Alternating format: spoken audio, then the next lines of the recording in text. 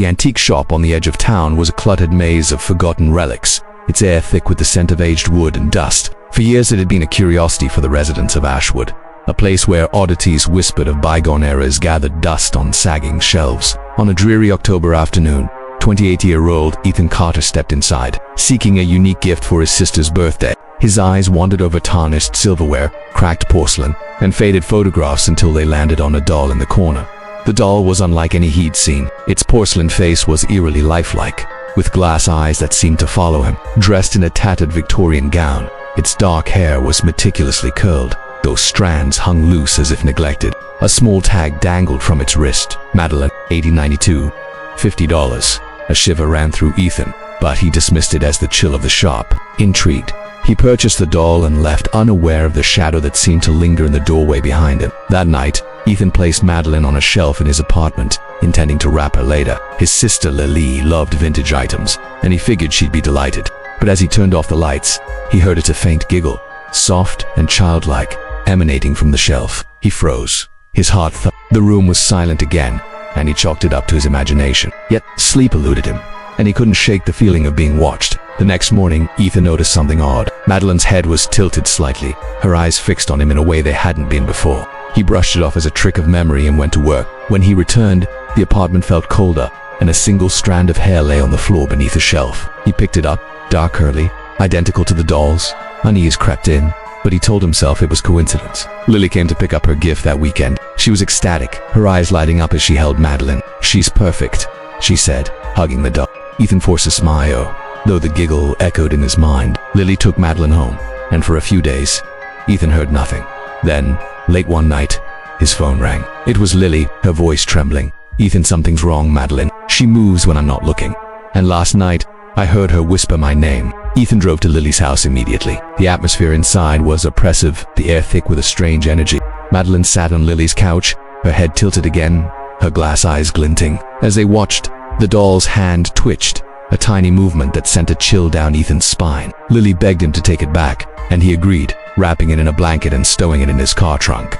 Back home, Ethan locked Madeline in a closet, determined to research her origins. He scoured the internet and contacted the antique shop, but the owner claimed ignorance, saying the doll had been part of an estate sale with no history. Frustrated, Ethan visited the town library where he uncovered a faded newspaper article from 1893. It described a girl named Madeline Duval, a reclusive child who died under mysterious circumstances. The article hinted at rumors of a curse tied to her death, though details were scarce. A sketch of the girl bore an uncanny resemblance to the doll. That night, the closet door creaked open. Ethan found Madeline on his bed, her gown smeared with something dark and sticky. Panic seized him as he heard the giggle again, louder now, joined by a whisper.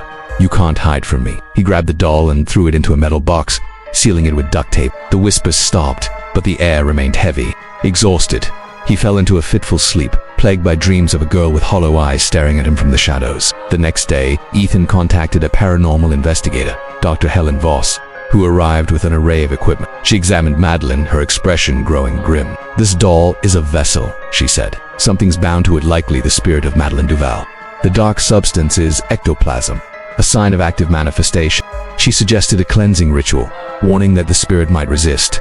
Ethan agreed, desperate for relief. The ritual took place that evening. Helen lit candles, chanted in Latin, and sprinkled salt around the box.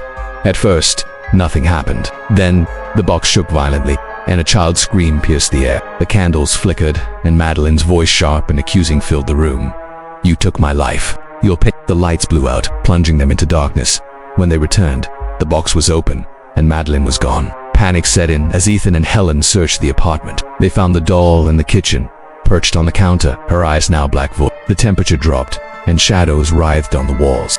Helen shouted for Ethan to run, but before he could, Madeline's head snapped toward him, her mouth stretching into an unnatural grin. A force threw him against the wall, and he blacked out. When he awoke, Helen was gone, and the apartment was silent. Madeline sat on the floor, her head tilted, as if waiting. Ethan's phone buzzed with a message from an unknown number. A photo of Helen, her face frozen in terror, taken in his apartment. The realization hit him: the doll wasn't just haunted, it was a trap, luring victims to feed whatever entity possessed it. Ethan fled to a motel, but Madeline appeared there too, each time closer, her presence growing stronger.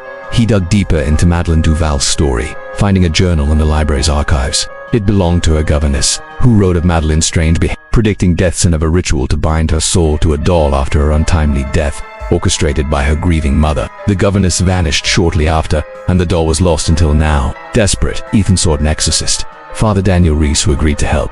The exorcism was harrowing, with Madeline's spirit fighting back, manifesting as a spectral child with claw-like hands. Father Daniel's prayers faltered as the entity revealed its true nature, not just Madeline, but a malevolent force that had latched onto her soul, feeding on fear for over a century. The room shook, and Ethan felt a cold hand on his shoulder. With a final prayer, Father Daniel banished the entity, and Madeline's form collapsed, lifeless once more. The doll was destroyed, burned in a consecrated fire. Ethan thought it was over, but weeks later, he received a package. Inside was a new doll, identical to Madeline, with a note, "She always comes back." The giggle echoed in his mind, and the nightmare began anew.